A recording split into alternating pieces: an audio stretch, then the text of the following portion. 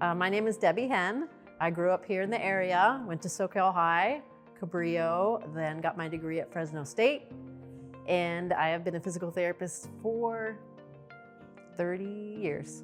I think I first was interested in physical therapy, probably playing sports back at Cabrillo, various injuries in the training room a lot, and was just intrigued by how much exercise can make a difference and what you do for rehab to get back to what you love to do after an injury.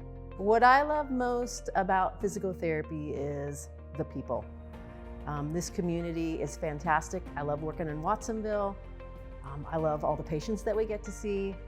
My particular interest, I love working with adolescent athletes, and I love working with running injuries.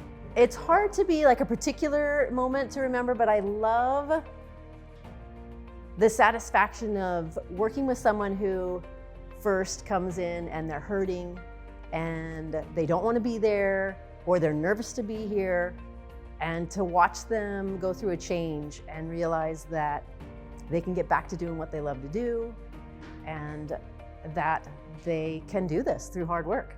It's pretty, it's just a wonderful part of my job.